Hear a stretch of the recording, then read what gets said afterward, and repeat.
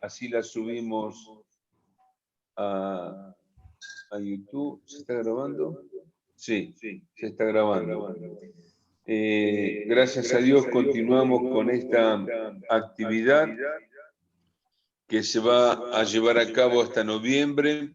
Soy Roberto Mucci del Centro Bonaerense de Logoterapia y hoy tenemos la alegría de contar con dos importantes representantes de la logoterapia latinoamericana. Desde Costa Rica, Ana Luisa Guzmán, y desde Uruguay, el doctor Marco Disegni. Ana Luisa es orientadora educativa graduada de la Universidad de Costa Rica, magíster en evaluación de políticas, programas y proyectos de desarrollo de la Universidad de Costa Rica, especialidad en logoterapia y análisis existencial, directora del Centro Costarricense de Logoterapia y Análisis Existencial Viktor Frankl, investigadora y autora en temas de duelo en niños y adolescentes, integrante de la Red de Mujeres Latinoamericana, parte del equipo evaluadora de la Política Nacional de Género de Costa Rica y especialista en el trabajo de prevención de conductas de riesgo en niños y adolescentes. Y Ana Luisa nos va a hablar sobre el tema En la libertad de elegir, descubres el sentido. Gracias, muchas gracias, Roberto. ¿Usted me permitiría, por favor, habilitarme para poder compartir la pantalla y me hace coanfitriona, por favor? A ver ahora, desde acá yo te habilité. Deberías ahora poder compartir desde perfecto. Tu notebook. Ok, perfecto, perfecto. Nada más antes de empezar a compartir con ustedes lo que les traigo, quisiera por favor que recibieran un fraterno abrazo desde Costa Rica. Por favor, todo nuestro cariño. Es un espacio extraordinario que nos permite Roberto compartir todos los domingos también y conocer personas de toda Latinoamérica y de todo el mundo que estén trabajando, pero no solo trabajando, sino viviendo la logoterapia, porque la logoterapia se aprende, sí, teóricamente se aprende que es logoterapia, pero el que solo se queda en el conocimiento, se pierde la belleza de vivir la logoterapia desde cada espacio y contexto donde nos desarrollamos. Así que gracias por esta oportunidad y por favor reciban nuestro abrazo fraterno desde Costa Rica y desde el Centro Costarricense de Logoterapia. Gracias. Compartir entonces lo que un poquito, a ver, ¿sí lo ven ahí? Bueno, sí. Este es el tema que quiero compartir con ustedes el día de hoy. Y en la libertad de elegir descubres sentido. ¿Por qué afirmamos eso? Bueno, les voy a hablar un poquito de definición de logoterapia rápidamente porque por lo menos en la experiencia me ha dicho que algunas personas o en la mayoría de los casos, se conectan a este tipo de reuniones o de exposiciones. No todo el mundo sabe lo que es la logoterapia, así que rápidamente ahorita explico. Luego tenemos el concepto de libertad, de responsabilidad, la angustia que genera elegir.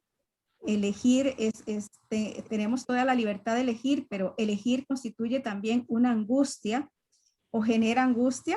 Después de esa angustia que tenemos, pues viene la elección que hacemos, decidimos, tomamos decisiones, elegimos entre varias opciones y encontramos sentido en esa elección cuando encontramos valor al proceso, pero también al resultado de esa elección, aunque nos hayamos desde el punto de vista de nosotros equivocado ante esa elección.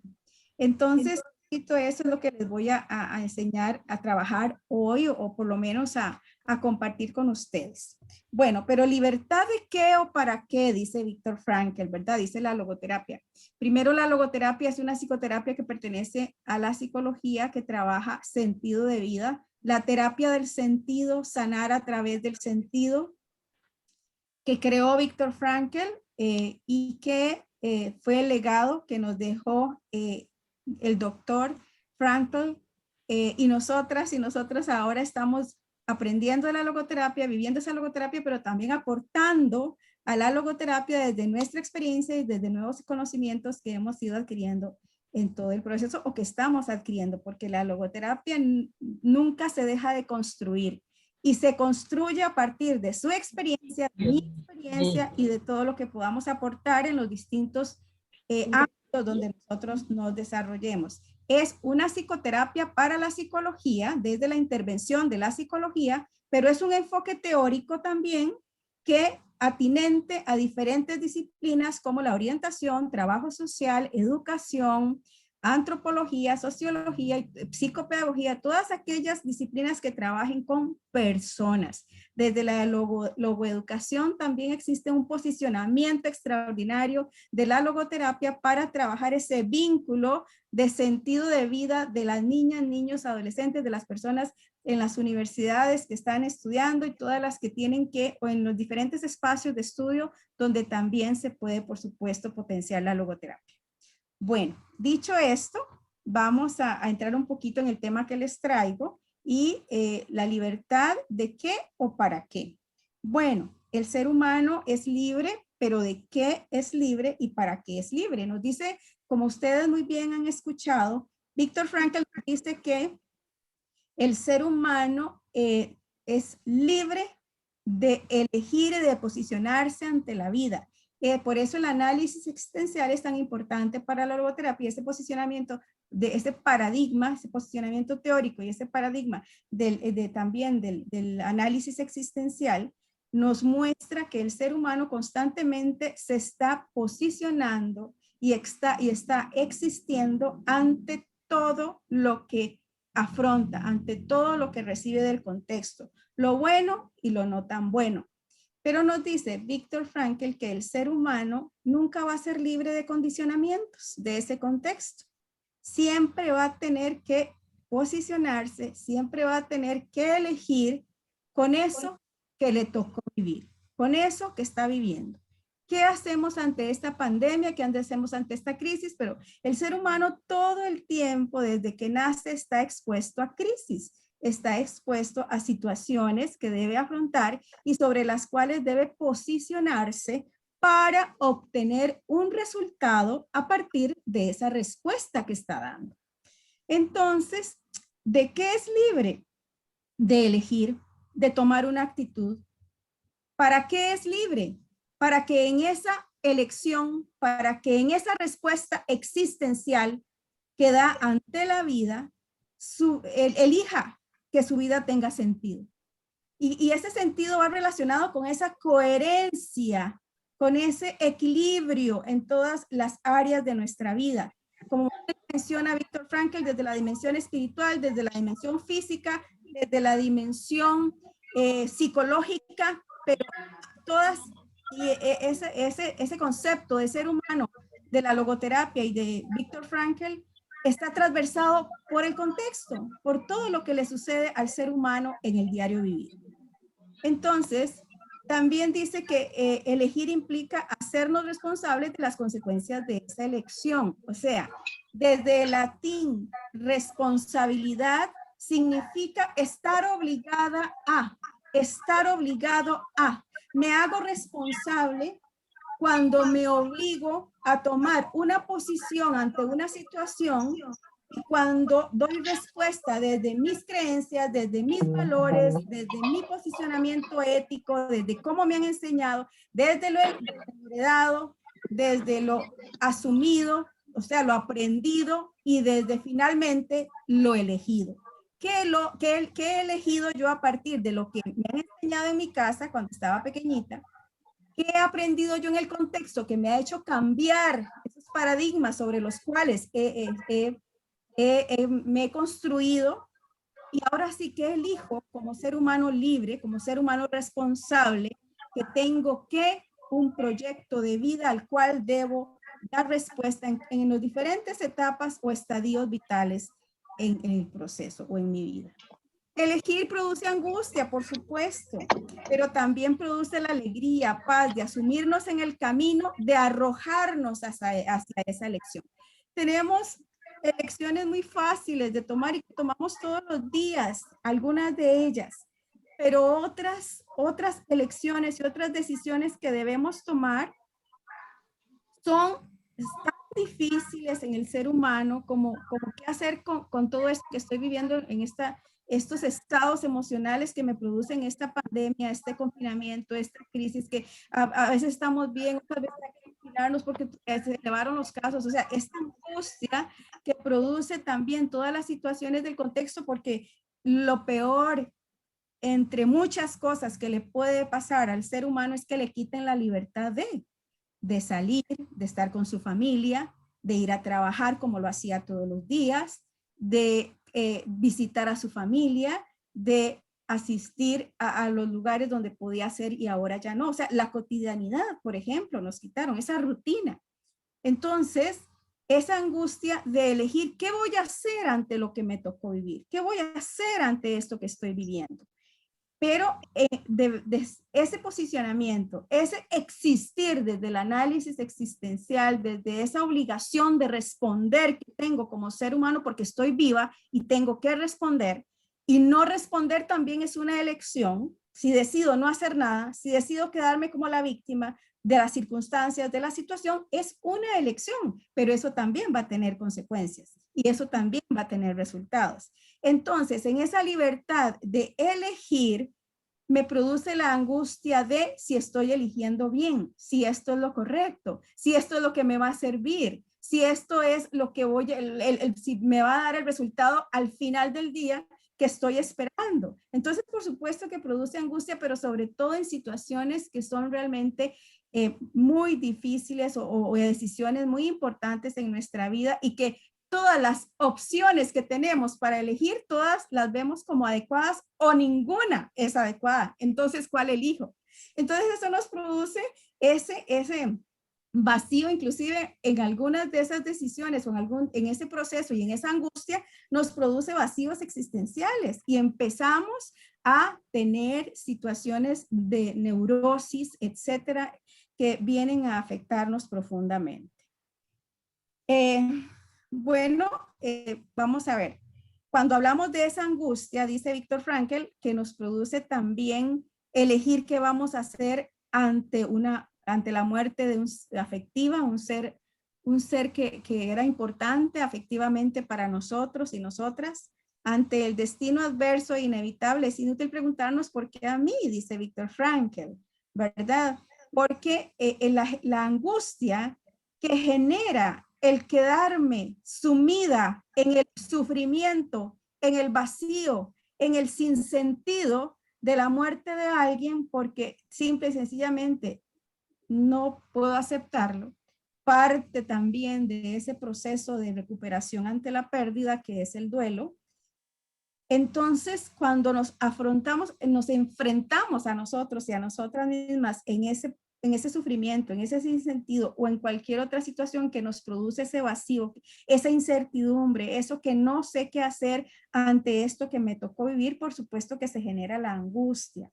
Pero de la angustia durante ese proceso, inclusive nos dice el doctor Arturo Luna, trabajando la libertad y la responsabilidad ante tomar decisiones, esa angustia que nos produce tomar y movilizar nuestros recursos para elegir, nos produce precisamente el identificar cuáles son esos recursos que tengo para elegir.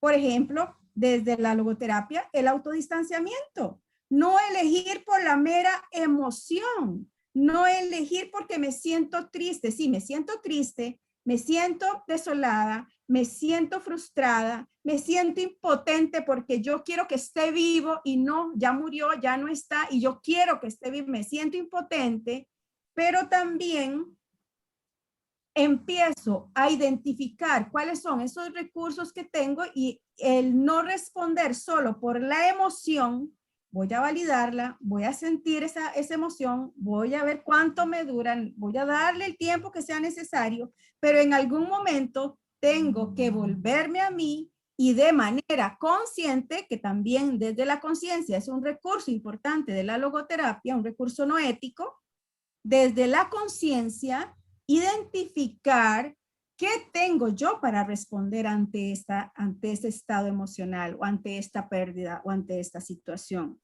Entonces, no responder de la emoción, sino de mi capacidad de elegir de manera consciente, de manera reflexiva, de comprender lo que me está pasando, de comprenderme a mí, comprender la situación y comprenderme en situación.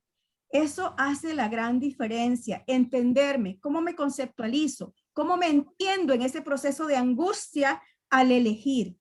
Y cuando no elegimos o, por ejemplo, si tengo opciones, si yo digo, no, voy a buscar ayuda ante este duelo, yo no puedo salir adelante sola, yo necesito pedir ayuda. Bueno, ya está movilizando sus recursos, ya está movilizando sus recursos internos, esa parte sana suya que nunca va a enfermar. Esa parte sana, esa dimensión espiritual, esa dimensión no ética que dice Viktor Frankl, que es la parte sana suya y mía, que nunca van a enfermar, que es la que nos permite movilizar los recursos que tenemos para afrontar el sinsentido, lo que no encontramos respuesta, lo que no, etcétera.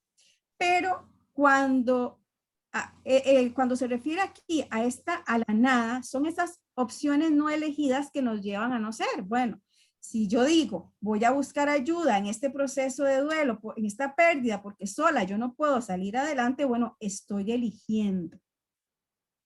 Pero estoy eligiendo posiblemente entre ir a buscar ayuda, quedarme sola u otras alternativas. Esas otras alternativas que no elegí son las que me llevan a no ser, porque no voy a saber nunca, o posiblemente si me vuelve a pasar una situación o si elijo posteriormente alguna de esas opciones, voy a saber qué fue lo que pasó o cuál es la respuesta o el resultado que voy a tener de haber elegido eso.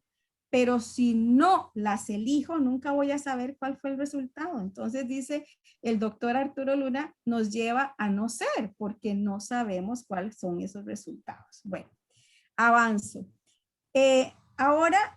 Yo ahora soy esto, pero quisiera ser aquello. En la libertad de elegir encontramos sentido porque nos conocemos. El autoconocimiento en logoterapia es fundamental. Y sobre todo, el concepto de persona de la logoterapia. ¿Cómo me entiendo como persona con recursos o me entiendo como la víctima constante de la situación o de las personas o del juicio de las personas o del qué dirán? O hice algo y todo el mundo tiene una opinión sobre esto que hice. Entonces, ¿en función de qué respondo? ¿De las expectativas de las otras personas o de mi capacidad de autoafirmarme a través de una autoconciencia y de un autoconocimiento sano, adecuado de quién soy yo? ¿Quién soy yo? ¿Cómo me entiendo en situación? ¿Cómo me entiendo? ¿Cómo me percibo? Y entonces dice Viktor Frankl que en esa libertad el ser y el deber ser son importantísimos. El ser a veces está rodeado y en función de las otras personas, expectativas y juicios, como dije. Pero el deber ser está a partir de un término también, entre otras cosas, por supuesto, y otros elementos de la logoterapia, de la noodinámica o de la nodimia. A veces, o sea, vamos a ver, ese deber ser debe ir en concordancia con esa incomodidad saludable propia del ser humano que le dice que tiene que movilizarse por otro camino, que necesita tomar decisiones con respecto a su aquí y su ahora, porque su aquí y su ahora le está afectando de manera negativa. Entonces, ¿cómo nos autodistanciamos emocionalmente para analizar ese contexto y las opciones desde esa voluntad de sentido? ¿Y cómo me entiendo yo para esa incomodidad, esa necesidad vital, eso que me dice a mí una vocecita dentro, tenés que hacer un cambio en tu vida, porque en este momento, como estás afrontando esta pandemia, esta crisis, el trabajo, necesitas cambiar de trabajo, necesitas cambiar o hacer cambios en el trabajo para que haya coherencia en mi identidad y mi relación con el trabajo y lo que hago, o con otros contextos, con mi familia, con la comunidad, con la iglesia, etcétera. Entonces, la noodimia o la noodinámica me va a permitir a mí elegir de manera responsable desde la conciencia que tengo de mí misma, de cuáles son mis necesidades vitales en mi aquí, en mi ahora, y cuáles entonces deben ser los cambios que yo necesito hacer para sentirme bien conmigo misma, para que haya coherencia en mi identidad, en mi autoafirmación profesional, personal, familiar y en los diferentes contextos donde yo me relaciono. Entonces, el término noodimia o noodinámica es fundamental porque hace activo, hace consciente lo inconsciente. Empieza usted a sentir, empezamos a sentir esa incomodidad de querer hacer algo porque debo dejar de ser para ser quien yo quiero ser. No quiero ser más en función de las demás personas, aunque sean muy cercanas a mí. Quiero ser en función de cómo me entiendo, de cómo me visibilizo, de quién quiero ser, cómo quiero ser, hacia dónde quiero dirigir mi vida y a partir de eso tomar decisiones. Luego, pues, ¿cómo lo hacemos? ¿Qué posee el ser humano para elegir de manera libre, de manera responsable? Pues tenemos esos recursos no éticos, esos recursos espirituales de los cuales habla la logoterapia, ¿verdad? Como la libertad, elegimos identificarlos y usarlos o no. Esa es otra cosa. Aquí están algunos de ellos de los que nos habla Viktor Frankl, pero definitivamente elegimos utilizarlos o no. Y también de utilizarlos vamos a tener unas consecuencias, unos resultados. De no elegirlos y de no accionarlos, de no hacerlos conscientes y no utilizarlos, también tenemos resultados. La libertad, la responsabilidad, la autoconciencia, el autodistanciamiento, como ustedes saben, es fundamental. O sea, necesitamos validar todas mis emociones, todos mis estados emotivos, todo lo que tiene que ver con la identificación de esa emoción que me produce esta situación. Sí, necesito validarla. Pero también autodistanciarme emocionalmente me va a permitir a mí de manera cognitiva y de manera reflexiva entender qué es lo que está pasando y tomar una posición ante eso. La autotrascendencia, por supuesto, la experiencia mía podrá servirle a alguien. Lo que yo he vivido y cómo lo he vivido y cómo lo he resuelto o cómo lo estoy resolviendo o cómo lo estoy afrontando, ¿le servirá a otra persona lo que yo estoy haciendo? Posiblemente, posiblemente no.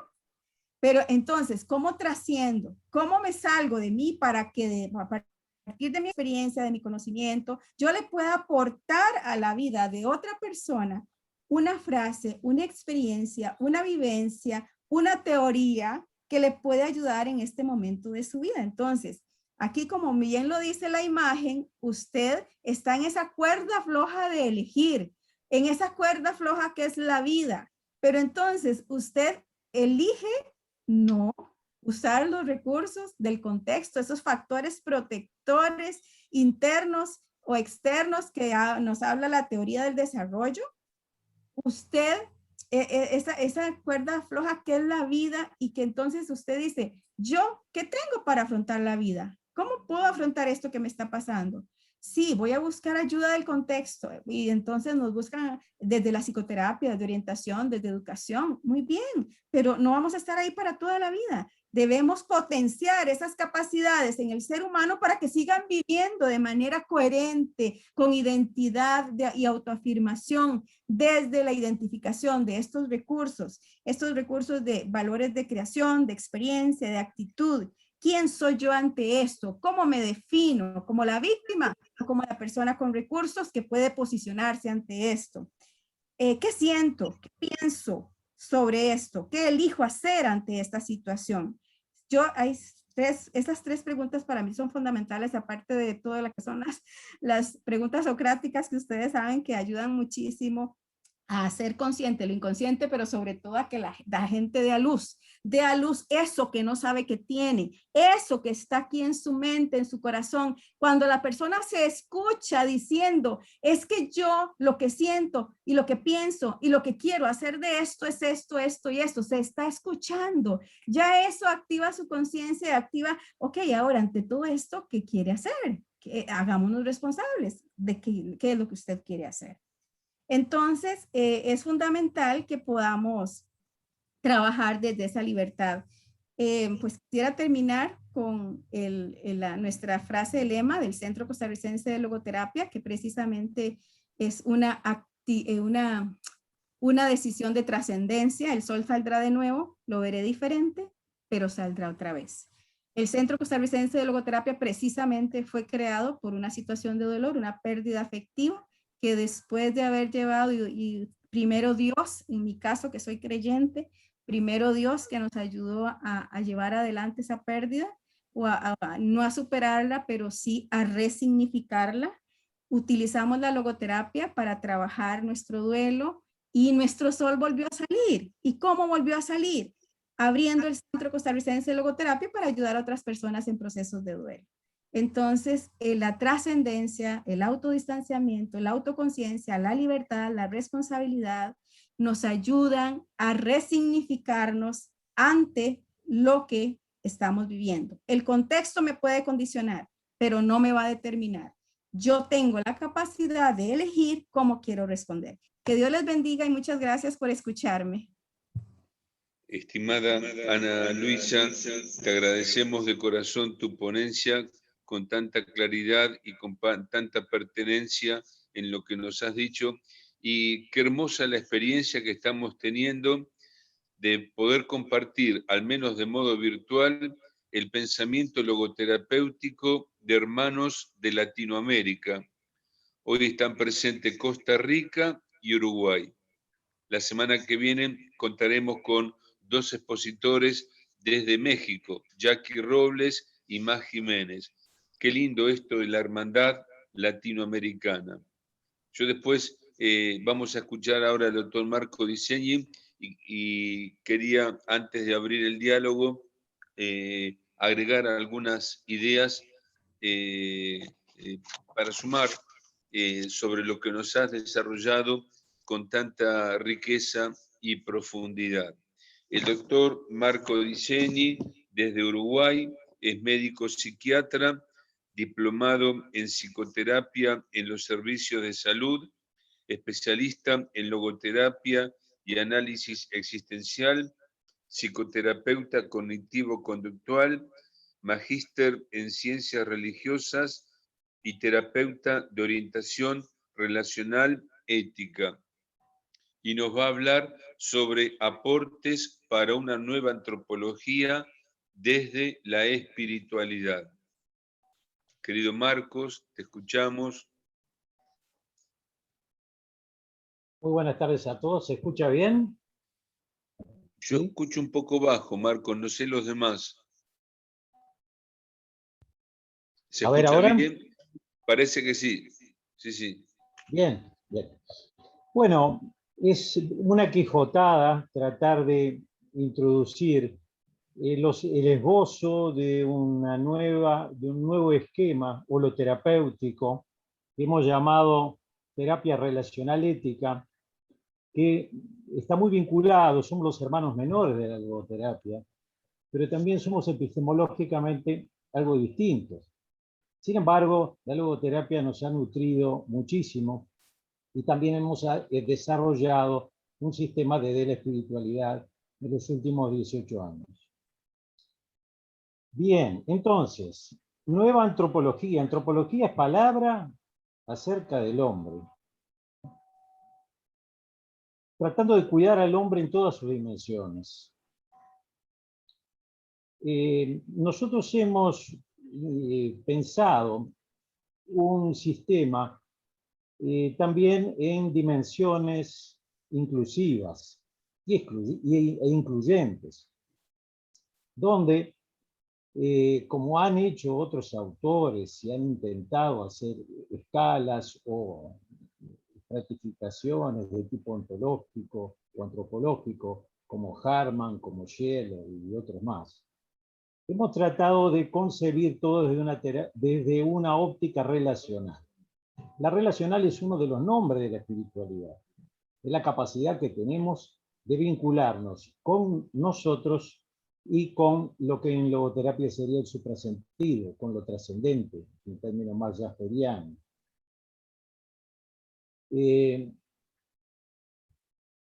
Una esfera inclusiva de esa esfera relacional sería la esfera ética. Y otra más incluida sería la del psicofísico. Quiere decir que nosotros introducimos, traemos al tapete el tema de la confesionalidad. ¿Por qué? Porque creemos que el hombre que entra a tratarse tiene que entrar entero. No podemos dejar afuera una parte de él, sea la religión, la política, el deporte. No podemos fragmentar al hombre. El hombre tiene que entrar todo a la consulta o todo a la órbita del cuidado.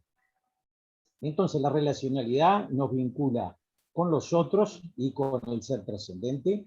El psicofísicum sería toda la parte psicofisiológica en acción que nos constituye corporalmente, y en el medio hay una esfera ética. La esfera ética hacia el psicofísicum lo que hace es ordenarlo para permitir una convivencia, si se trata de una ética cultural, o para proyectarlo a valores, en el caso del creyente, de tipo religioso. La esfera relacional hace tierra en la esfera ética.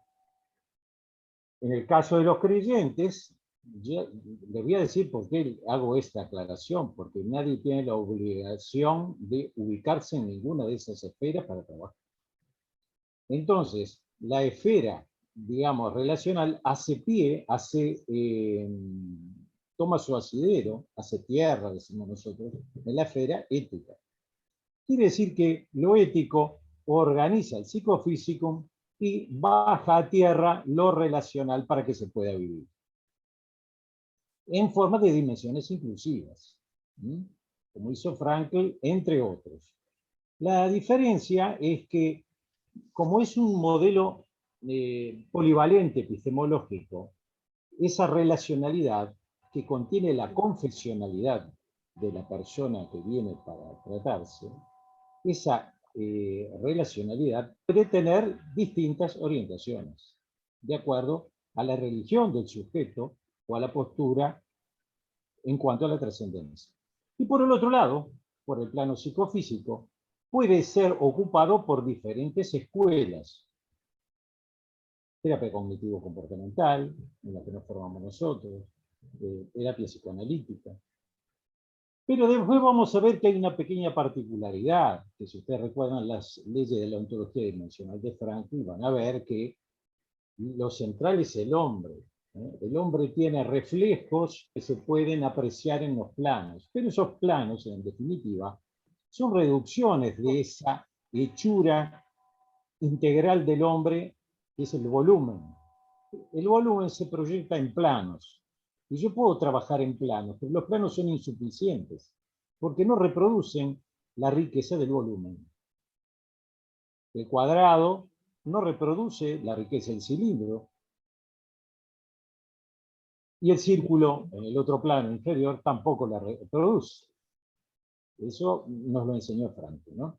Entonces, nosotros vemos que hay dos niveles grandes antropológicos, que son uno fenoménico, es decir, la relación mía ante el otro en tanto como está ante mí, y otro relacional, que es el sostén profundo que se ha elaborado, la relación después de haber pasado por lo que veremos que es una de las características, que es la actitud de sostén, de trama y de proyecto que genera el tejido de la relacionalidad.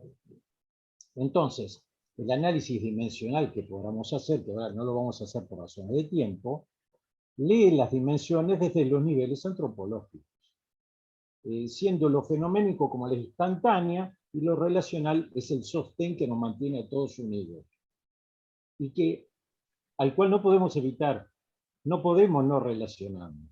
Somos seres relacionales. El ser con de Buda, ¿verdad? No nos concebimos sin relacionalidad.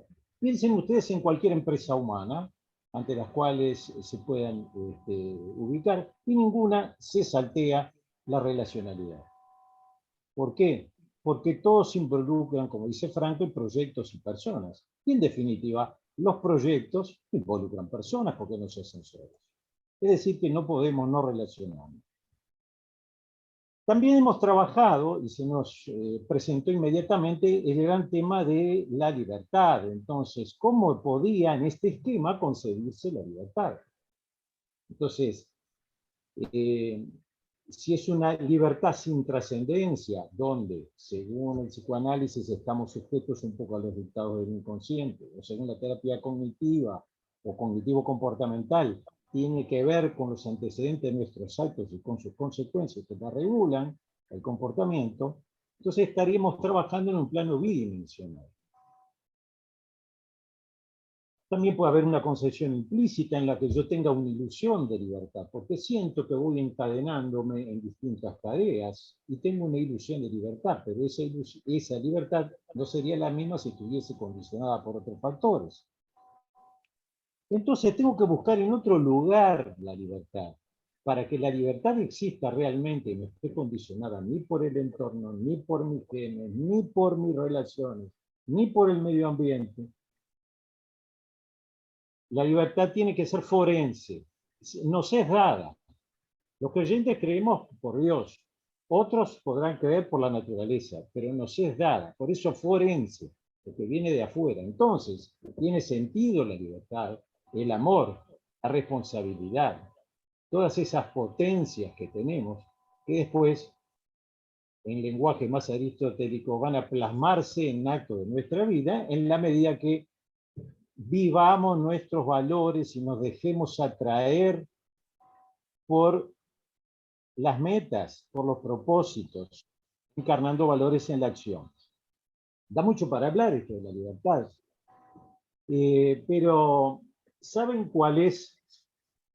Según Bashevis Singer, él decía una cosa muy interesante. ¿Cuál es el principal escollo para ser feliz? ¿Saben cuál es? La libertad. Porque la libertad no se termina en sí misma, se proyecta en la responsabilidad de la cual está indisolublemente unida. Yo tengo que hacerme responsable de lo que elijo. Si no nos hacemos responsables de lo que elegimos, somos irresponsables. Es decir, que no respondemos por aquellas cosas que elegimos. Por lo tanto, no se pueden separar. Bien, ahora, un poco más a la parte antropológica. La relacionalidad es propia de lo humano, entonces, ¿no? No se concibe lo humano sin otro o sin otros. Y yo me puedo relacionar con el otro, par mío, o con el otro trascendente. Y con el otro trascendente me realizo y me comunico a través del otro que tengo al lado. Es decir, que estamos en relación con el otro, yo soy el yo de otro y el otro es el tú mío, y lo mismo con el ser trascendente. Es decir, es una relación yo-tú, una relación que demanda, al decir de Buber, que demanda un interlocutor. Bien, y toda relación se podría decir que apunta a la perpetuación. Por eso la importancia de mantener la relacionalidad. Porque siendo nosotros únicos e irrepetibles, también son únicas e irrepetibles las relaciones que entablamos. Y no se van a repetir jamás. Nosotros no nos vamos a repetir. Nosotros, a ver, no somos imprescindibles, pero somos insustituibles. Si nosotros nos morimos, alguien nos sustituye. Pero no va a ser lo mismo que hubiéramos hecho nosotros.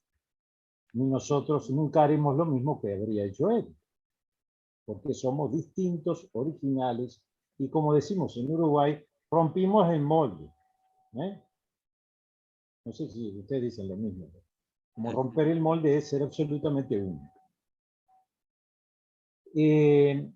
Entonces,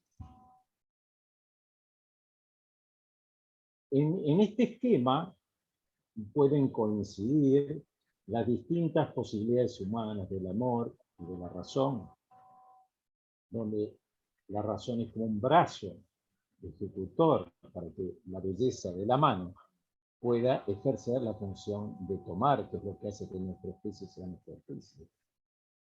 Nosotros somos capaces de amar, pero no nos podemos saltear el pensamiento. Como tampoco nos podemos saltear el cuerpo para ninguna cosa espiritual. Una comunicación desde lo espiritual no se saltea el cuerpo, porque el espíritu está encarnado a través de los silencios, de las miradas, incluso a través de la ausencia, del no estar, también estamos diciendo cosas. A través del silencio decimos cosas, porque no hay silencio inocente. Todos los silencios tienen una semántica. Entonces, a ver, después lo vamos a ver en una diapositiva. Las diapositivas las quiero dejar para el final porque si no nos interfieren mucho. Si tenemos tiempo, vemos algunas diapositivas y compartimos pantalla. Tenemos tiempo, Marco. Bien, correcto. Entonces, ¿cómo es la relacionalidad humana? Tiene dos niveles. Un nivel inmediato, fenoménico, y un nivel más profundo. El nivel inmediato es cómo me relaciono yo en tanto estoy con el otro que está enfrente de mí. El nivel relacional supone que yo, a través de cómo el otro está frente a mí, puedo ver a quién el otro es. Y lo mismo ocurre al revés. Fíjense qué interesante, porque si estuviésemos librados únicamente al interjuego de lo fenomenológico, de lo fenoménico, nos devastaría la cotidianeidad, nuestro rasgo de carácter, nuestras limitaciones. Nosotros seríamos simplemente el estar uno frente al otro. Pero no estamos frente al otro solamente, somos frente al otro. Yo tengo que ser capaz, a través de mi maduración, en ver a quién el otro es a través de cómo el otro está. Entre esos dos seres en cuanto son, se establece una relación, un nivel relacional profundo, que cuando ambos seres en tanto están, empiezan a desgastarse, la integridad de la relación la mantiene el sostén o la malla de lo profundo que hemos cultivado mediante nuestra madurez. Por lo tanto, yo veo al otro que está enfrente a mí y tengo que ver no solamente cómo está, sino que tengo que ver cómo es. Si alguien me ofende, yo no digo solamente, pero mirá que me ofendió, y ahí largo un improperio, sino puedo decir, como yo conozco al otro y sé que no es así, ¿cómo debe estar de mal para estar en este momento de este modo? Porque yo sé quién es el otro. Entonces, primero nos relacionamos en tanto estamos para relacionarnos profundamente en tanto somos. Y podemos ir más allá, que esto también lo dice Franklin, en una ultra relacionalidad. Yo no solamente a través de a través de cómo el otro está, veo quién el otro es, sino lo que el otro puede llegar a ser. El amor, por ejemplo, logra eso. Permite que el otro pueda desarrollarse en toda su potencialidad. En cuanto a mí, compete. Es decir, yo puedo facilitarle desde mi ser yo o desde su tú todo lo necesario para que él pueda desarrollarse en profundidad, de todo lo que esté a mi alcance. Quiere decir que hay un cómo estamos, un cómo somos y cómo podemos llegar a ser.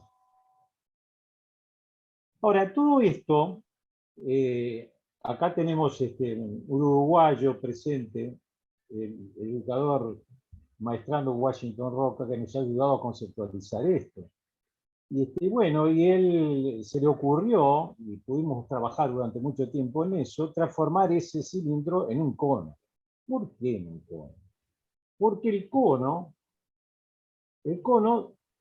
que es el ser en su totalidad, el ser que aspira a la trascendencia, se va abriendo y no deja de abrirse mientras vive. ¿Cuál es la proyección del cono? La proyección del cono en el piso es un círculo que se va abriendo y en la pared es un triángulo cuyos lados se van prolongando. Ambos son ciertos, pero son la magra representación de la realidad del cono, que es un volumen. Entonces, la ventaja de la representación mediante el cono es que permite un crecimiento permanente. Permite un crecimiento permanente. Permite que lo no dinámico pueda verse.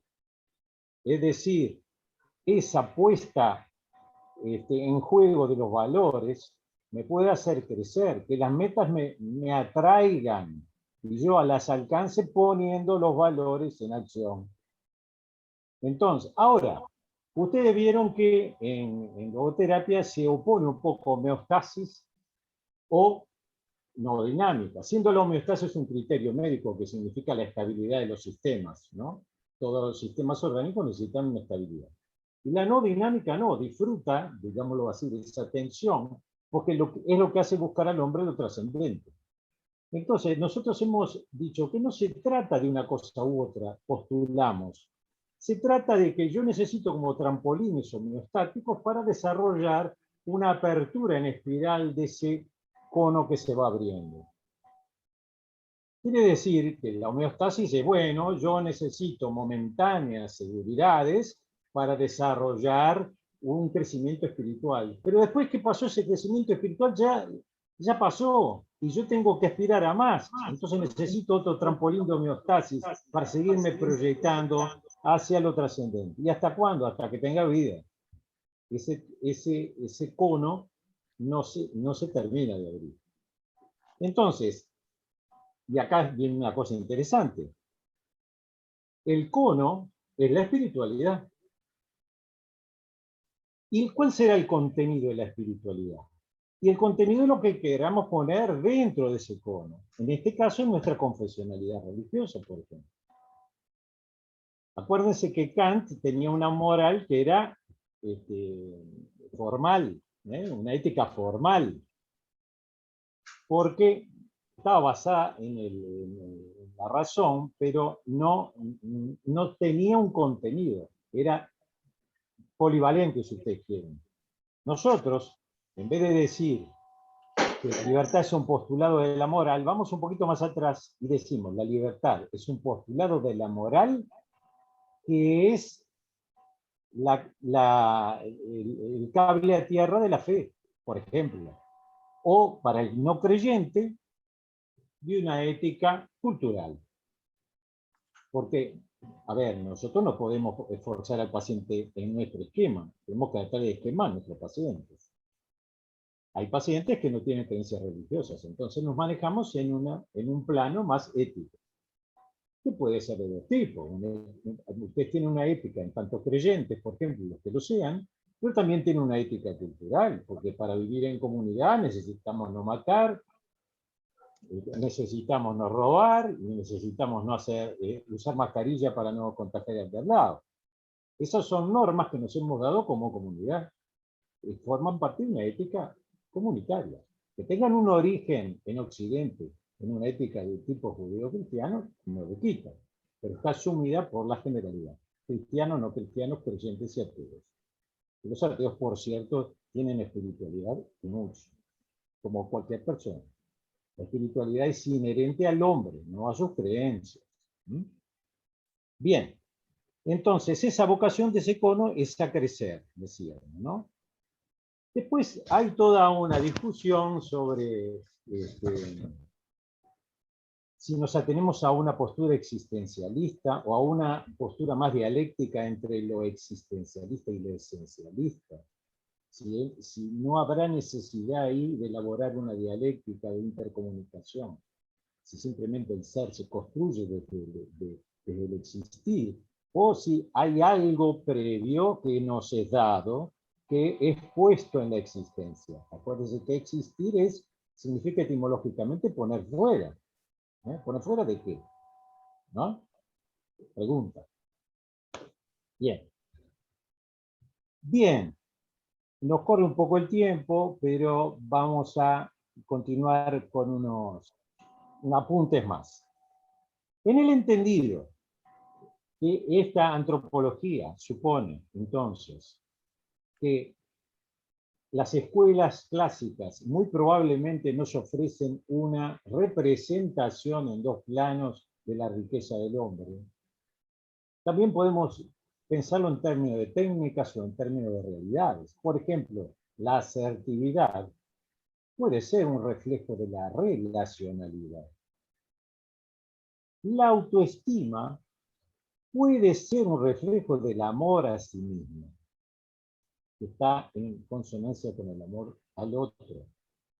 No el amor propio, ¿eh? El amor propio es otra cosa, el amor a sí mismo. También habría otra discusión que dar en otro momento, es qué es primero, si yo tengo que estar bien para estar bien con el otro, o si me pongo bien por estar dando al otro. Nosotros queremos que es un ida y vuelta. El primer movimiento siempre es autotrascendente.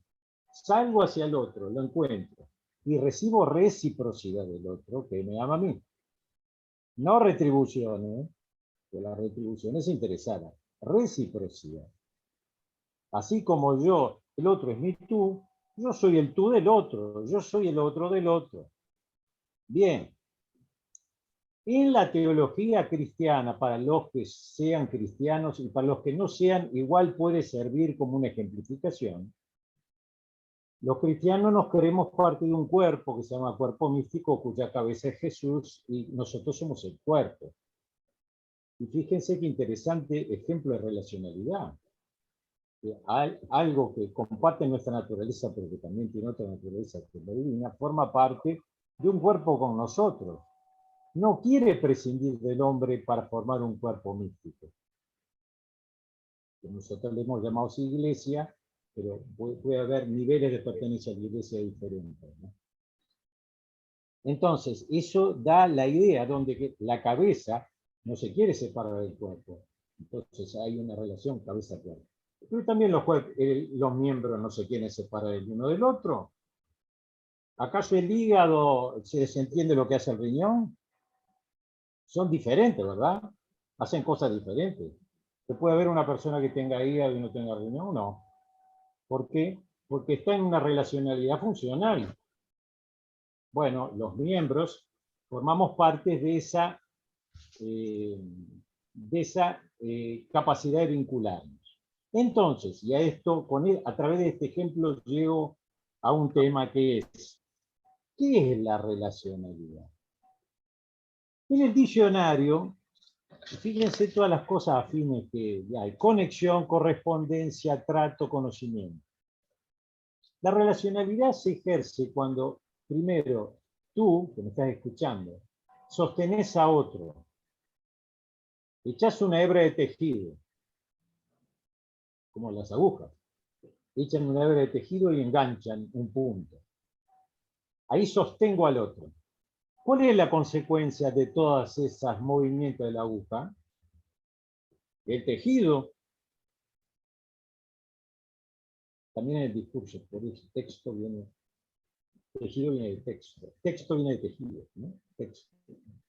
Entonces, la aguja teje con el sostén, se genera un entramado, y con todo eso lo encamino hacia lo que voy a tejer. El sostén solo no sirve si no forma un entramado, y el entramado solo no sirve si no va para algún lado, porque yo puedo hacer tejido, tejido, tejido, pero no darle forma a ninguno. Entonces esas son las tres componentes, creemos nosotros, de la relacionalidad, que son el sostén de uno hacia el otro, la trama en la que estamos todos metidos, felizmente. Nada de lo que le suceda al otro me tiene que resultar ajeno. No lo decimos nosotros, esto lo dijo Terencio hace un montón de tiempo. Y luego lo que hacemos con todo eso, el para qué de todo eso. El para qué logoterapéutico, es decir, hacia dónde vamos. Por lo tanto, estamos felizmente condenados, me perdone Sartre porque le robé el verbo, estamos condenados a estar relacionados. ¿Tá? Por suerte, afortunadamente. Si esto realmente fuera así, fíjense qué interesante, si todos funcionáramos en ese entramado y ese entramado fuese permanentemente funcional, podríamos nosotros desplazarnos del no hagas a los demás lo que no quiere que te hagan a ti, al haz por los demás todo lo que tú quieres que hagan por ti. Es decir, nos vamos de la ley que genera el tope de seguridad para la convivencia a no necesitar la ley porque esa ley está planificada en el amor. El amor se habló en psicoterapia, ¿no? Hay muchos autores que trabajaron en eso, de Wanger y otros. Entonces, la ley queda rebosada por el amor o por todas las potencias desarrolladas de lo espiritual y no vamos hacia el lado del altruismo, pensar en el otro, el amor, el estar con el otro. Si fuese así, y bueno, difícilmente hubiera guerras, pero es un punto de fuga, es un punto al que es una utopía a la que hay que tender. La utopía no está en ningún lado, pero nos sirve de norte para, caminando hacia allí, ser perfectibles, nunca perfectos. Perfectos no podemos ser, no es un atributo humano, pero sí perfectibles, en la medida que nos vamos caminando hacia él. Todo esto en un plano también cronológico.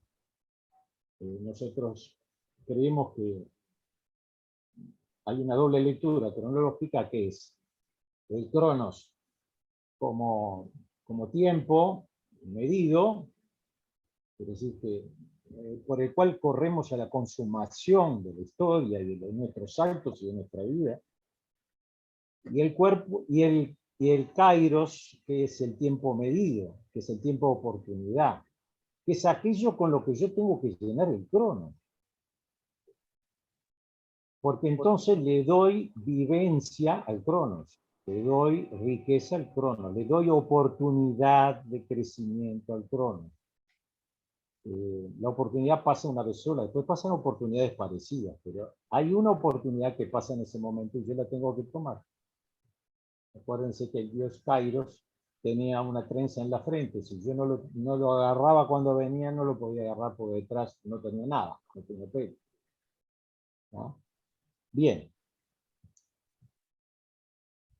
Bueno, yo voy a ver si puedo compartir en estos 3 o 4 minutos que de pronto me quedan unas pantallitas, a ver si lo puedo hacer, a ver si se ve.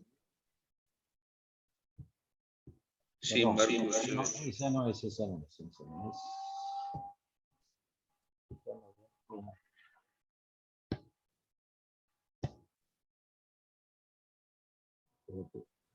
A ver si tengo que abrir, para un minuto que voy a abrir el documento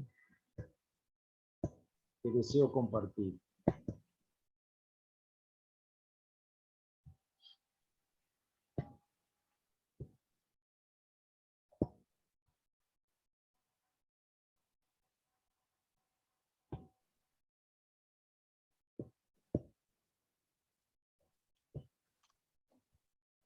¿Se ve ahora? Sí, Marcos.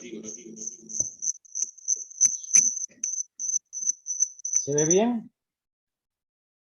Sí. Bueno, ahí tienen entonces una aproximación, una definición de la terapia relacional ética, leanlo blanco, como modelo polivalente que considera la situación del paciente o desde el hombre en términos más amplios, desde una clave de lectura relacional ética en un sistema estructurado según en una concepción por inclusividad de dimensiones. ¿Bien? Ahí tienen una representación que muestra cómo yo, la clave de lectura siempre desde lo espiritual, ¿ven? Lo celeste, hacia lo rayado, hacia lo psicofisiológico sobre lo cual voy a actuar. Esa es la mirada, pero la técnica actúa desde lo psicofisiológico. Por eso nos valemos a veces de las técnicas de las escuelas básicas de psicología, pero inscritas en la espiritualidad. Ustedes saben que, por ejemplo, la invención paradojal se utilizó por varias escuelas reformuladas, ¿no?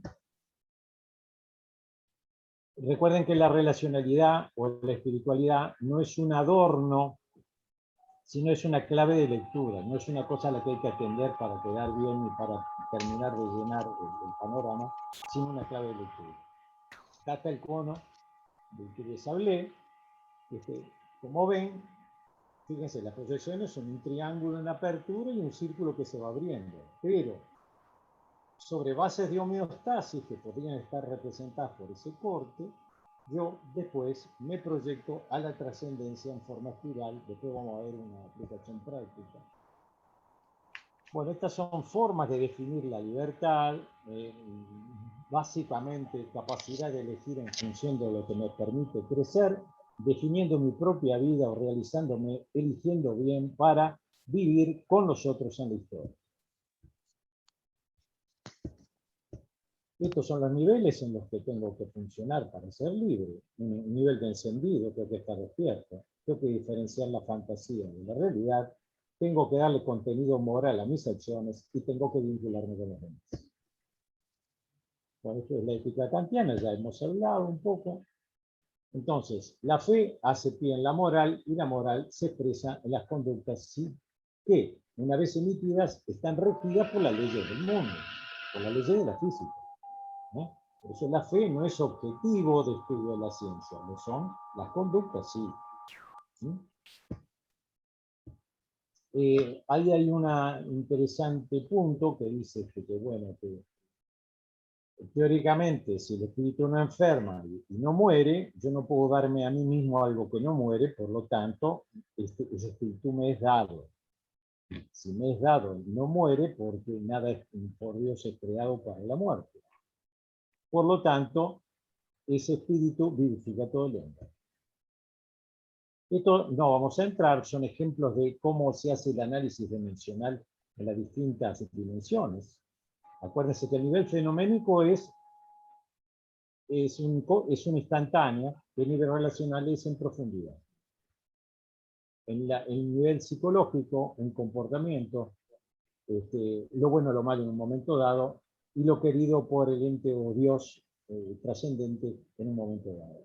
Y en el nivel relacional, todas mis conductas en repertorio, en el nivel ético, lo bueno y lo malo obrado, y en el nivel relacional, si adhiero a alguna religión, lo que Dios quiere para mí y que más me conviene. Este era lo que vimos, ¿ven? Acá, en el centro, el cómo estamos en relación. Y en las figuras rojas, el cómo somos mediado por el cómo estamos. Yo tengo a través del cómo somos del otro, ser capaz de ver cómo es el otro, y más aún, ver lo que el otro es capaz de dar si yo estoy como su tú válido. Bien, esta es una aplicación. Esto me interesa, este gráfico, y ya con esto vamos terminando. Fíjense que si el hombre se agota en lo inmediato, que es el círculo azul, y polidireccional, se satisface rápidamente, pero rápidamente también cae en un vacío de sentido. Ese vacío de sentido se subsana cuando aparece el sentido en el horizonte. Entonces, ya no sirve en cualquiera de esas direcciones para crear el sentido, sino la que condujeron. Bueno, y acá me quería haberles mostrado una... Esto es un esquema, un boceto que guía la acción terapéutica de todo psicoterapeuta, de cualquier persona que se proponga ayudar. Planifica, interviene, si acierta, se comprueba, evalúa, prepara, se supervisa y nuevamente procesa. Y puede hacerlo rápidamente en urgencia o lentamente en coordinación. Yo quería mostrarles una cosa más, pero no la tengo a mano en este momento. Si ustedes me esperan un segundo.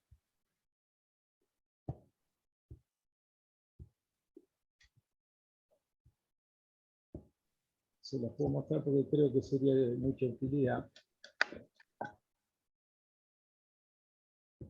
Disculpe que soy un poco inexperto en el uso de las pantallas. Les quería mostrar aquí una última.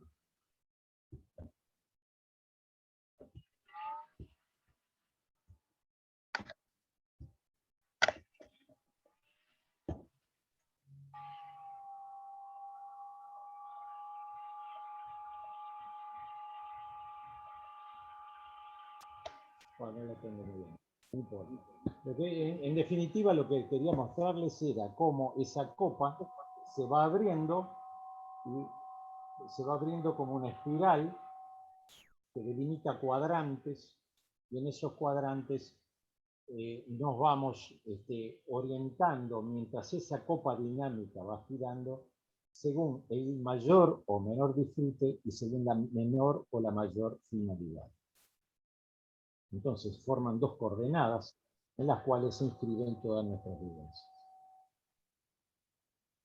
Espero no haberlos atosigado ni haberlos aburrido. Muchas gracias. No, al contrario, Marcos, fue muy rica tu ponencia y bueno, de paso quería comentarles que la misma junto con el Power que pasaron tanto vos como Ana Luisa, va a quedar guardado en mi muro de Facebook y lo voy a subir a YouTube.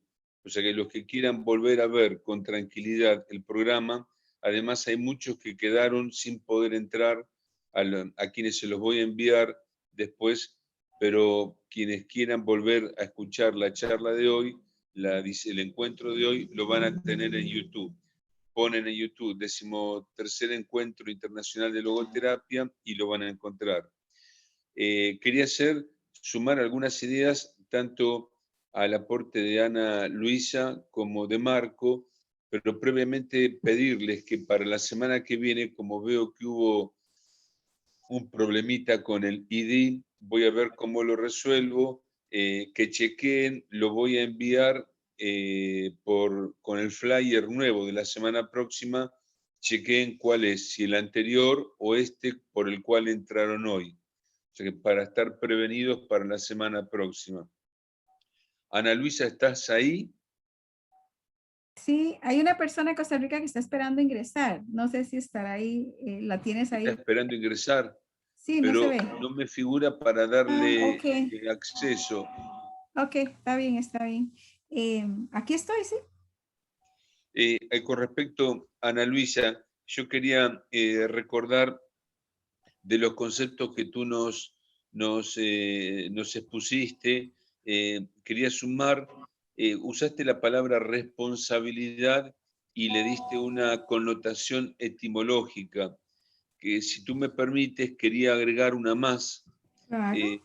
Según lo que yo he visto en latín, responsabilidad viene de sponsa y sponsus, Ajá. esposa y esposo. O sea que la responsabilidad, más que estar vinculada con un deber, está vinculado con lo que significa el vínculo matrimonial. Y si uno busca la definición de matrimonio o de familia en Tomás de Aquino, dice que matrimonio, y esto lo tomamos como definición de responsabilidad, es un compromiso afectivo, público y solemne o perenne. Me parece que es una mirada de la responsabilidad más suave, más afectiva, más humana que vincularlo con un deber, el deber. Eh, la otra idea, hablando de la responsabilidad y la libertad, es que tú hablabas de elegir y de la libertad, y Ana Luisa me hiciste recordar a Emmanuel Kant, este filósofo alemán, cuando dice que elegir es atreverse a salir de la autoculpable minoría de edad en la que vivió el hombre durante la edad antigua y medieval. Y en la edad moderna, bueno, viene este movimiento hacia la promoción humana del ejercicio de la libertad. Y usaste también la palabra obligación, y volvemos a la etimología de las palabras. Yo tenía entendido que obligación viene de obligare, unión. Entonces, como que las obligaciones, nos dice el doctor Gabriel Castellán, nunca representan una carga para nosotros, sino que implica realizar una elección en virtud del vínculo afectivo que nos une, que nos liga. Después hablaste de persona, la persona que es la que elige, bueno, y varios son los que hablan de dos posibilidades en la elección. O somos víctima en nuestra elección, o somos protagonistas. Y también hablaste de los valores de Víctor Frankl, los valores de creación, de vivencia y de actitud. Y si ustedes me permiten, con humildad, en un librito mío ya agregué una cuarta categoría, los valores de servicio.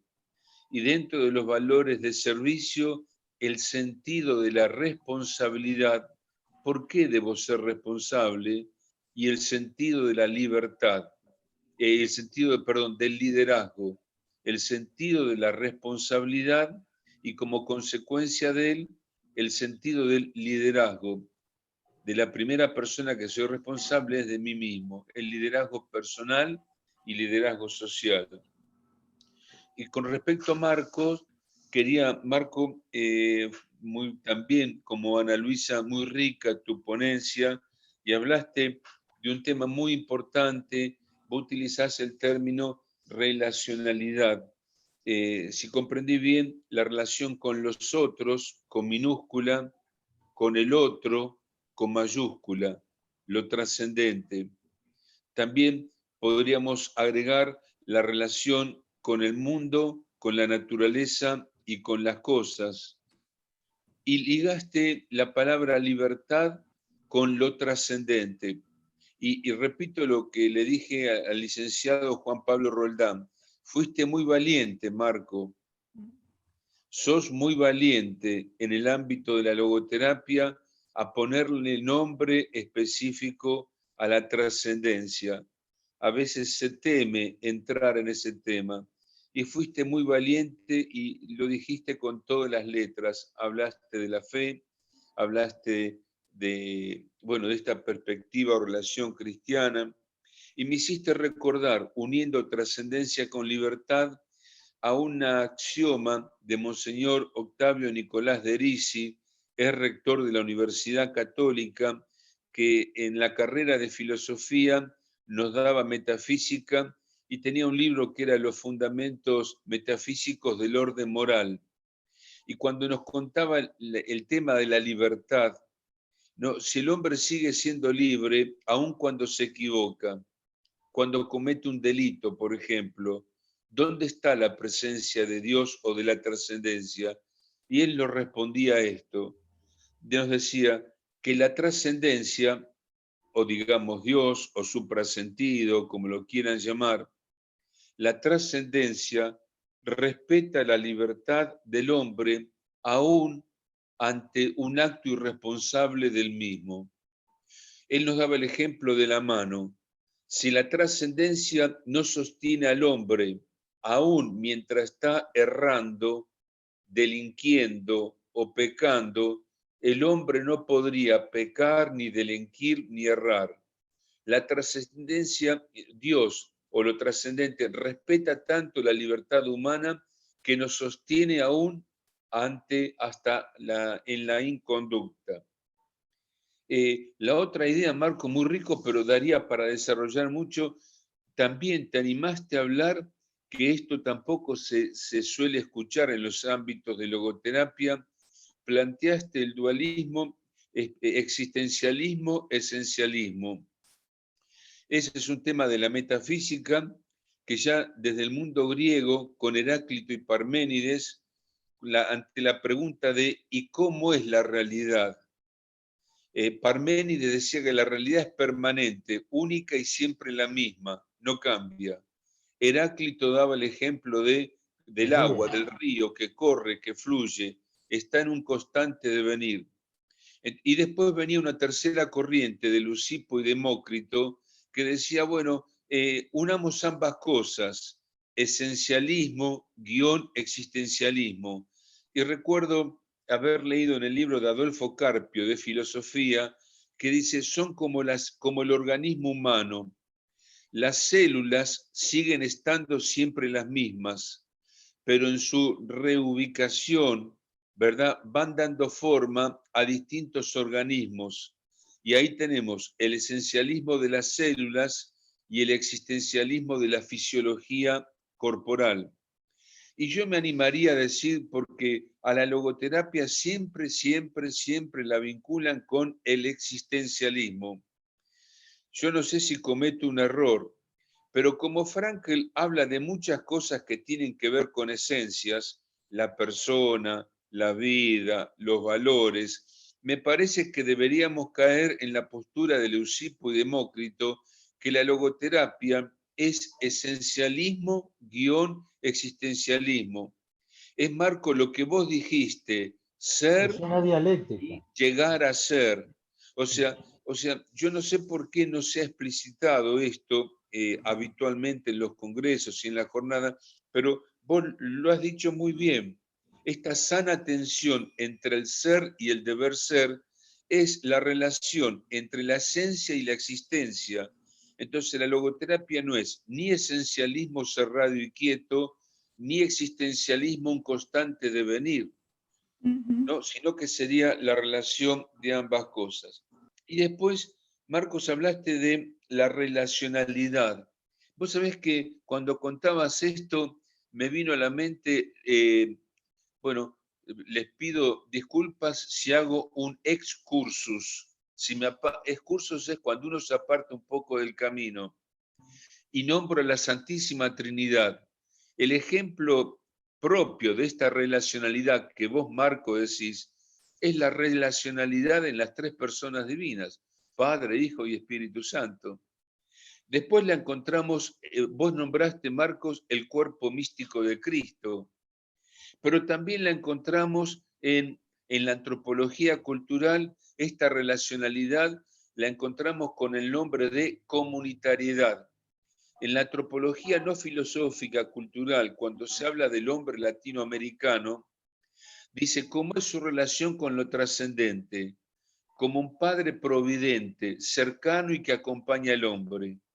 Cómo es su relación con el mundo, como el hogar que el hombre habita, que cuida y que respeta, la Pachamama. Y cómo es su relación con los otros. Y acá coloco tu término, que es relacionalidad o comunitariedad. Podríamos hablar del hombre. Comunitariedad, que no es una palabra muy escuchada. Y lo último, y abrimos el diálogo, les pido perdón por estas interrupciones. Vos nombraste a Sartre. Vos sabés que yo lo quiero mucho a Sartre, y también dentro de la logoterapia lo quiero mucho, pero no tanto. Porque tiene una visión que se aleja un poquitito de la logoterapia, porque hay tres existencialismos: el ateo de Sartre, el preteo de Martin Heidegger y el teísta de Karl Jasper y Viktor Frankl. Y a veces muchos en la logoterapia, confunden el existencialismo ateo con el teísta. Y de Sartre acompaño muchas de sus ideas. Por ejemplo, cuando hablaste de persona, Sartre dice, habría que esperar que el hombre muera para al día siguiente decir quién era. Porque mientras vive, tiene la posibilidad de llegar a ser un otro. Pero esta frase que nos comentaste, que sí la recordamos muy bien, esto de condenados a ser libres,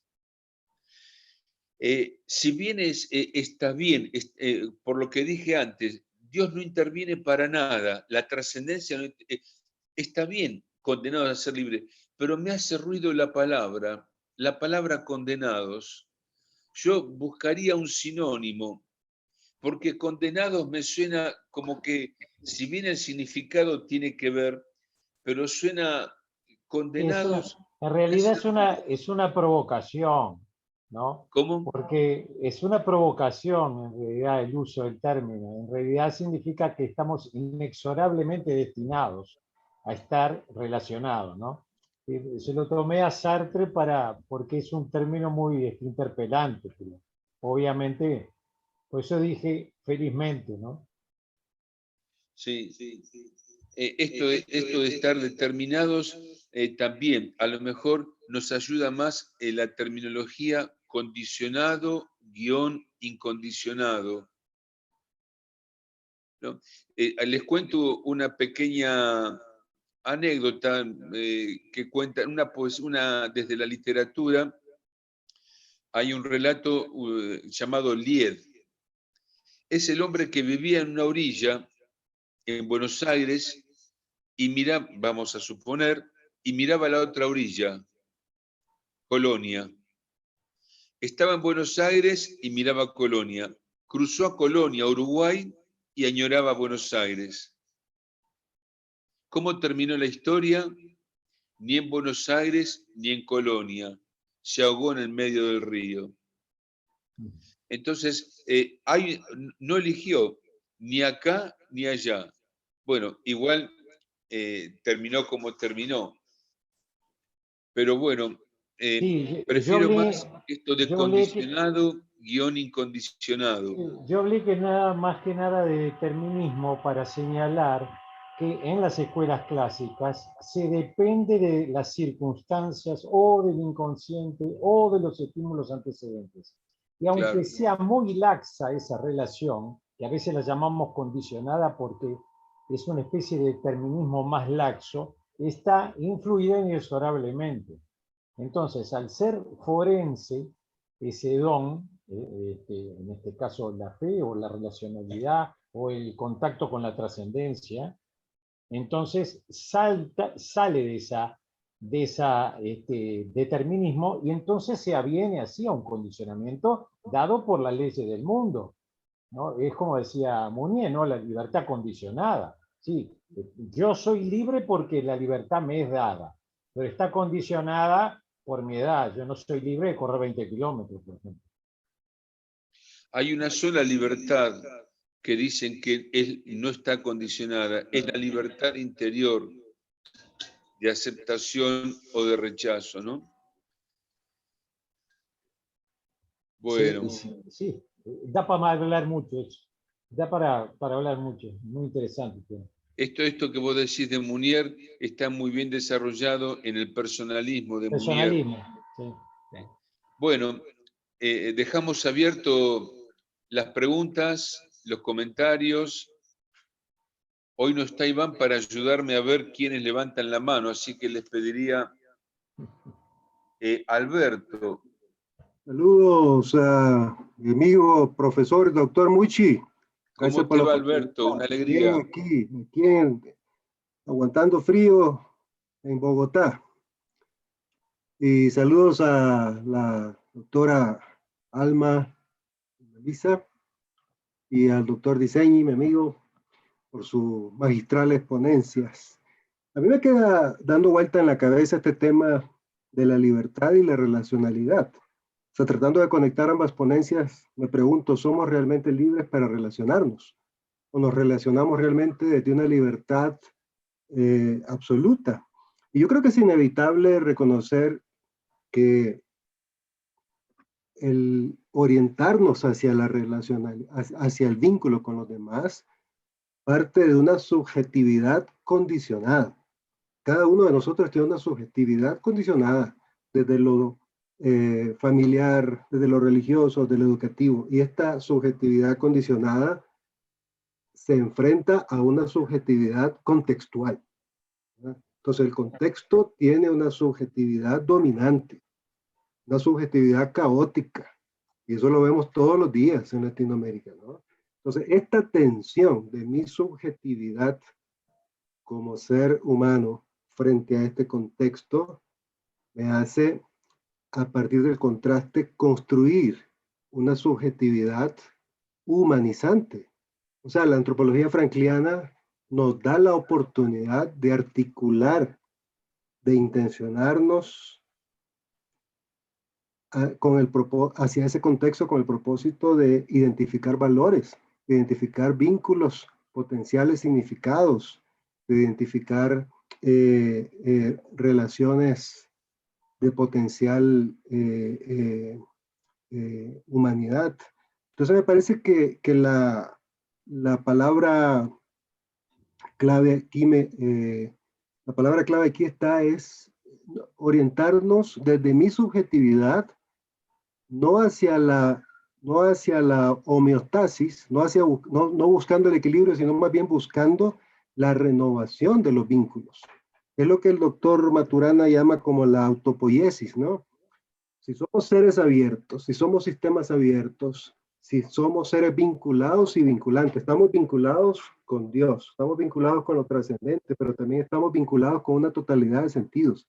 Entonces, en esa orientación, la orientación refleja eso que decía Disegni, ¿no? Una apertura cónica existencial. Y me parece que la libertad para relacionarnos está fundada en la alteridad relacional. O sea, desde la alteridad, desde mi subjetividad, yo puedo reconocer mi libertad repartida entre dos. Mi libertad está repartida en la alteridad, ¿verdad? Y ahí es donde yo asumo una posición, una vinculación y una comunión con el otro para poder humanizarme desde la proximidad, ¿verdad? Dice Enrique Dussel que la proxemia es la esencia del ser humano, es la esencia divina del ser humano, ¿no?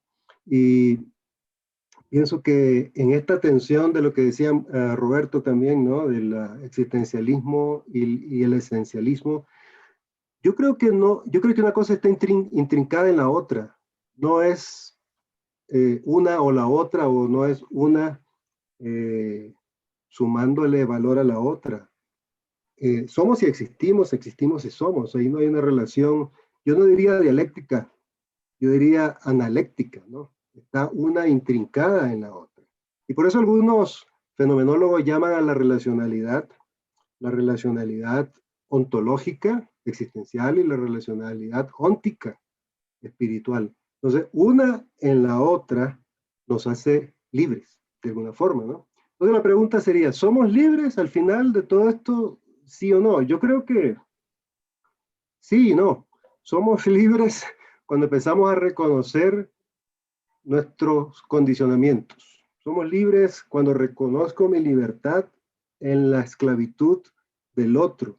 Soy libre cuando, a pesar del condicionamiento, puedo humanizar un vínculo, puedo humanizar una subjetividad colectiva compartida desde la dignidad, reconociendo al otro y reconociéndome digno, ético y construyendo vínculos simétricos, ¿no? Decía Tomás de Aquino, no sé si ese era Tomás de Aquino, decía, soy esclavo de mi libertad, ¿no? Soy esclavo de tu libertad. Y me hace recordar aquel versículo del capítulo 8 de San Juan, versículo 32. Y conoceréis la verdad, y la verdad os hará libres, ¿no? La verdad os hará libre, pero la verdad no es mi verdad ni tu verdad, es nuestra verdad descubierta en el milagro del encuentro, ¿no? Intersubjetiva. Intersubjetiva, exactamente, y es lo que yo llamo trascendencia, ¿no? La trascendencia es la interconexión de intersubjetividades que nos humaniza y que hace presente, que hace consciente la presencia de Dios en la comunidad. Entonces ahí surge la libertad, y eso es lo que los teólogos llaman la epifanía, ¿no? La epifanía del encuentro. Mi libertad está en la frontera del encuentro, está en la frontera de la proximidad. Muchas gracias, doctor Disegni y doctora Gracias por el rico aporte. tan magistrales ponencias. Saludos. Gracias, Alberto. Gracias, Roberto. ¿Alguien más quiere tomar la palabra? Yo quiero decir que estoy totalmente de acuerdo con Alberto en un 1000 por 1000. Eso es todo. Gracias, Ana Luisa. ¿Alguien más quiere hacer algún comentario? ¿Alguna pregunta?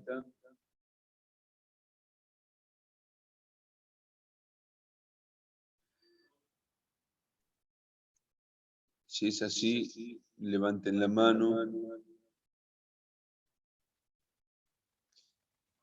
Bueno, si no lo hay, si no hay más preguntas, y no sé si Ana Luisa y Marcos quieren ir dejando alguna idea de cierre, algún mensajito de cierre.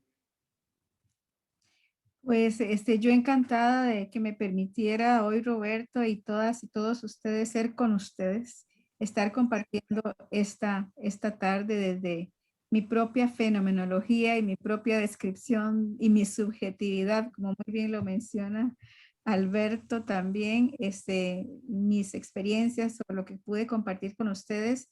Lo que sí considero sumamente importante es el valor de la persona. O sea, nada más dejo como un mensaje de solidaridad, de trascendencia, de ser con el otro, que no veamos lo que no nos gusta del otro o de la otra persona, sino que veamos esa esencia que mencionaba también el compañero, y que definitivamente es esa esencia con los ojos del amor y en mi caso, esos ojos de amor que Dios también siembra en nosotros por las demás personas, que podamos ver lo maravilloso de ese ser humano aún y a pesar de lo que no nos guste.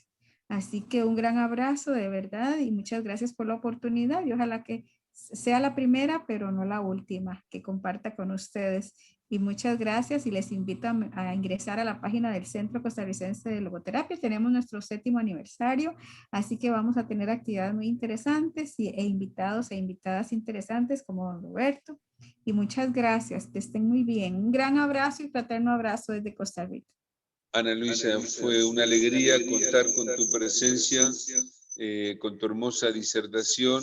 Nos ha encantado mucho y además poder compartir con amigos de otros países esta experiencia de encuentro fraterno. Te agradezco tu generosidad en disponer de este tiempo para estar con nosotros. Un fuerte abrazo desde Argentina. Marcos. Bueno, un saludo para todos. La verdad es una actividad muy, muy buena. Y qué bueno, y que un anhelo de todos sería que este compromiso que como relación tenemos con el otro, lo tengamos con todos, con todas las personas necesitadas, de persona a persona, de pueblo a pueblo, con especial foco en los que más sufren, en los más vulnerables y en los más pobres. Un abrazo para todos. Gracias, Marcos. Gracias por estar. Como le dije a Ana Luisa, gracias por tu generosidad. Sabemos de tus actividades también los días domingo. No sé si querés comentar algo. No, los domingos en forma alterna, también a las 18 horas, tenemos una serie de conversaciones y de reflexiones por Instagram, en las que hemos tratado de abordar temas de interés general, en forma abarcable y y con humildes objetivos, porque hay mucho para hablar, pero hay que concretar. Muchas gracias por la oportunidad. Gracias, Marcos, también para vos un fuerte abrazo. Y bueno, a todos los asistentes les deseo, espero que hayan disfrutado de este encuentro del día de hoy. Les deseo un muy buen domingo, una muy buena semana. Les pido perdón por el inconveniente al comienzo con el tema del ID y del código de acceso. Vamos a estar atentos para la próxima semana de ver cuál vamos a tomar y lo voy a mandar a través de los flyers, por mail y por los grupos de WhatsApp y por Facebook. Bueno, la semana que viene nos van a acompañar 2 hermanos mexicanos. Vamos recorriendo de a poco América y también estarán de Europa. Va a estar Jackie Robles desde México y Max Jiménez también desde México, hablándonos sobre fenomenología. Bueno, será una alegría compartir con todos ustedes el siguiente encuentro. Dios mediante, todos los encuentros son subidos a YouTube y continuamos con esta actividad de domingos por la tarde, si Dios lo permite y la vida lo permite, hasta noviembre inclusive.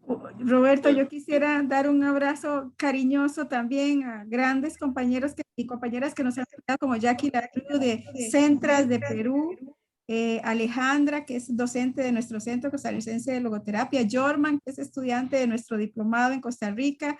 Un gran abrazo por conectarse a ustedes con todo cariño y gracias a Jackie, y a Emma y a Ricardo y a todas y todos los que se conectaron el día de hoy. Muchas gracias. Un gran abrazo. Te podemos ver y Jorman también. Jorman, Jackie, ahí está Jackie, Alejandra, que son muy cercanos al centro. Es bueno también que nos podamos ver, conocer. Jackie de Perú. Jorman, ¿de dónde es? Dijiste. De Costa Rica. De Costa Rica. Sí, hola, buenas tardes. Muchas gracias a todos por el espacio, a los 2 exponentes de hoy, muchas gracias. Y sí, efectivamente, Ana Luisa es mi profesora del diplomado y muy contento de poderla escuchar hoy. Muchas gracias. Gracias bueno, gracias por estar. Bueno, y un saludo a todos. Ahí vemos a Jaime también. Jaime, no estamos viendo tu imagen. Jaime desde Atlanta, Georgia, estuvo la semana pasada. Jaime Panicha. Bueno, te debería nombrar a todos, son muchos, así que les mando en general un saludo a todos, que tengan una muy linda semana y Dios mediante nos vemos el domingo que viene. Que Dios los bendiga. Muchas gracias a todos. Chau. Y a Marco, muchas gracias por compartir este espacio. Gracias a ti también. Gracias. Chau. Excelente exponencia, un abrazo, Dios me lo bendiga, desde Atlanta. Qué lindo, gracias. Jaime, ahí te hemos escuchado, Jaime. Sí, mi hermano, estoy manejando y estoy escuchando y deleitándome con todos los exponentes, hasta con Albert, contigo y con todos. Un abrazo para todos, bendiciones y que tengan un feliz fin de semana. Feliz. Jaime, un abrazo, Jaime. Un abrazo. Un abrazo, mi hermano. Gracias, Cuidado, excelente. Choca, tanta emoción, cuidado, choca. No. Ahí estamos. Chao. Hasta luego.